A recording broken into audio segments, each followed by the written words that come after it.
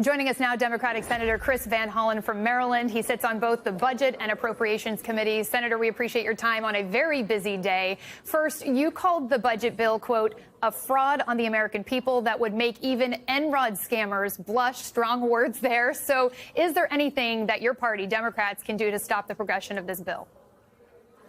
Well, Ariel, it's good to be with you. We are making all the arguments and we're urging people from around the country to weigh in. I would remind people that back in 2017, right, Donald Trump and Republicans tried to defeat the Affordable Care Act. That bill also cleared the preliminary hurdle that this bill did. But at the end of the day, we had 3 Republican senators join us to give it a thumbs down, and we defeated it. This time, we need 4 Republican senators to give it a thumbs down. As you mentioned, we have 2. So we're going to keep working because at its core, this bill is rotten. It's abomination. It provides big tax cuts to billionaires and very rich people at the expense of everybody else. And we just need to keep hammering away at that essential truth. It's an abomination.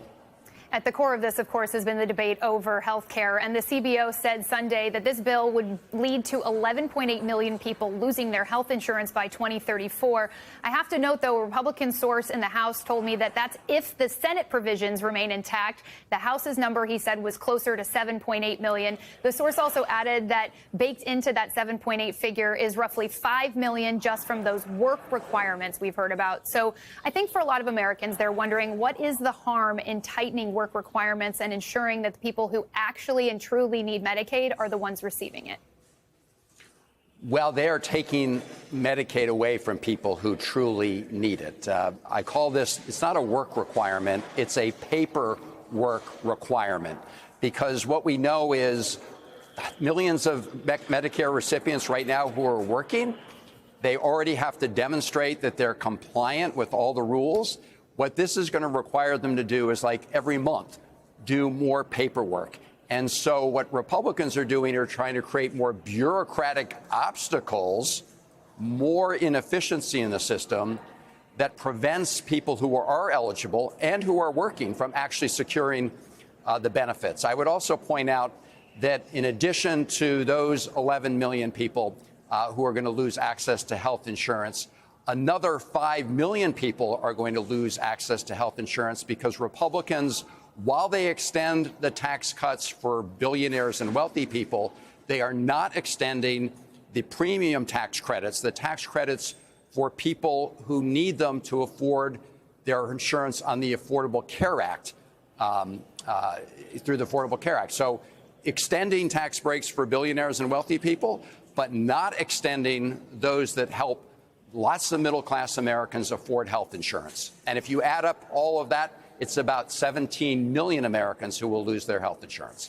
Republicans have argued that Medicaid is on a path to insolvency, that this program could essentially be doomed or be on a crash course if it's not reformed. So how can Democrats and even those Republican holdouts who say that they oppose these cuts square that need, and what might be the alternative in your mind?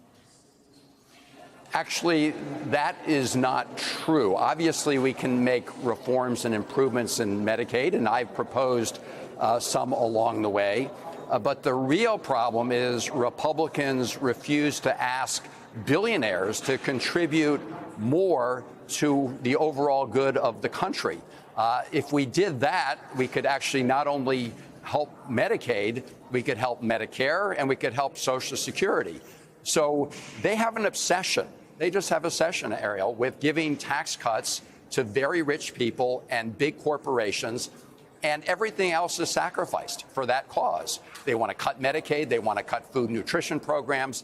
Frankly, they want to cut very important clean energy incentives that help generate more affordable energy. Because of what they're doing, people's energy costs are going up. I mean, Elon Musk, who I usually don't agree with, made this point very clearly. So they are going to drive up costs to the American people, again, all in service to providing tax breaks to very rich people. Yeah, Elon Musk expressing his displeasure with this entire legislation. On Sunday, your Republican colleague, Thom Tillis, said that he would not seek re-election next year after he opposed this bill and obviously drew the ire from President Trump. President Trump even threatening to talk to some of his primary challengers if he were to run. So what is your reaction to that? Well, it shows you the fundamental equation that Republican senators are dealing with. On the one hand, many of them know that this is a rotten bill for all the reasons we've talked about. I mean, it's a beautiful bill if you're a billionaire or very wealthy, but for everybody else, it's pretty much a rotten bill. So Republican senators are hearing from their constituents that for good reasons they don't like this bill, whether it's because rural hospitals will close, nursing homes will close, people will lose access to Medicaid. But on the other hand, they're just live in constant fear of a Donald Trump tweet. And so far, their fear of Donald Trump's tweets has sort of outweighed their concerns for what their constituents are going to have to suffer. That equation needs to change. It's changed for 2 senators, but we need 2 more. Okay, so with Tillis out, a Democrat hasn't won a North Carolina Senate race since 2008. What do you think? Can your party take that seat? Democrats can definitely win in North Carolina, especially under the circumstances we're finding ourselves in right now. Tom Tillis has essentially made the argument for why this is a very bad bill. And so I think there is an opportunity for a strong Democratic candidate to win the Senate seat in North Carolina. All right, Senator Chris Van Hollen, a busy day for you during this Vote-A-Rama and beyond. We appreciate your time. Thanks for spending it with us. Thank you.